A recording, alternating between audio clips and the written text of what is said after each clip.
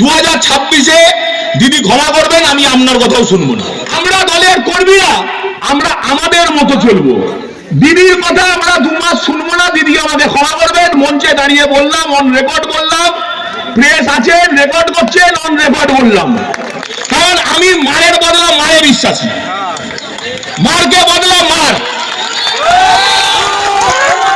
আমি এখানকার বিজেপির নেতাদের বলছি,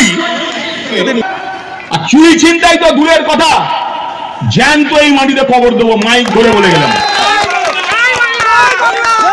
আর সিপিএমই তো আজকে ড্রেস চেঞ্জ করে ভারতীয় জনতা পার্টি। আপনারা মিটিং করুন, মিছিল করুন, আমার কোনো বাধা নেই, কিন্তু বিহার ইউপি থেকে নেতা নিয়ে এসে বাংলার বুকে ষড়যন্ত্র করবেন, চক্রান্ত করবেন, আর বিহার ইউপিতে বাংলায় কথা বলার জন্য মারধর হবে। যেদিন মিটিং করবেন তার পরের দিন আপনার ঘর আমি দাঁড়িয়ে থেকে ভেঙে দেবো। আমি 2021-এ দিদি আমাকে বারণ করেছিলেন বলে আমি ছেড়ে দিয়েছিলাম। 2026-এ দিদি ক্ষমা করবেন, আমি আপনার কথাও শুনবো না। 2026-এ আমরা দলের কর্মীরা আমরা আমাদের মতো চলবো। দিদির কথা আমরা 2 মাস শুনবো না। দিদি আমাদের ক্ষমা করবেন। মঞ্চে দাঁড়িয়ে বললাম, অন রেকর্ড বললাম, প্রেস আছেন, রেকর্ড করছেন, অন রেকর্ড বললাম। তার কারণ বারের একটা সীমা আছে, নোংরামির একটা সীমা আছে। চোর ছাচ্চররা বিজেপি করবে, চুল্লু ব্যবসায়ীরা বিজেপি করবে, আর চুরি ছিনতাই তো দূরের কথা, জ্যান্ত এই মাটিতে কবর দেবো, মাইক ধরে বলে গেলাম। তার কারণ এটা চলতে পারে না।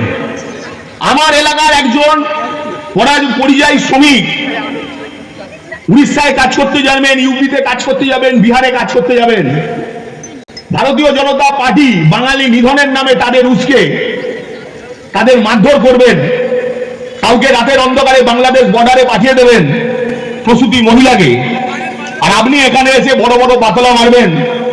ভুলে যাবেন না, বাঙালিতে কিন্তু একজন জন্মেছিল, তার নাম নেতাজি সুভাষচন্দ্র বসু। এটা মাথায় রেখে এরপর থেকে বাংলায় আসবেন। এই বাংলায় কিন্তু বাঘাযতীন জন্মগ্রহণ করেছিলেন, এই বাংলায় কিন্তু ক্ষুদিরাম বসু জন্মগ্রহণ করেছিলেন। এই বাংলা আর বসে বসে মার খাবে না, মার্কা বদলা মার আগামী দিন হবে। আমরা এখানে কোনো বিহারি ইউপির পরিযায়ী শ্রমিককে মারবো না, তার কারণ তাদের কোনো দোষ নেই, তারা রুটি রুজির জন্য কাজ করতে এসছে। আমরা ভারতীয় জনতা পার্টির মতো চামার নয়। কিন্তু যারা উস্কে ওখানে উস্কানি দিয়ে বাঙালিকে নিধন যজ্ঞ চালাচ্ছেন, আর তাদেরকে এখানকার কিছু বিজেপির ভুইফোড় নেতা ডেকে নিয়ে আসবেন। আগে ঘরশত্রু বিভীষণকে নিকাশ করব, তারপর বাকিটা বুঝবো। নিজেরা মিছিল মিটিং করুন, ভারতীয় জনতা পার্টির ঝান্ডা লাগিয়ে, আমার কিছু বলার নেই। আপনারা করতেই পারেন, গণতান্ত্রিক দেশে আপনার অধিকার এটা করার, আমি সেই অধিকারে হস্তক্ষেপ করব না।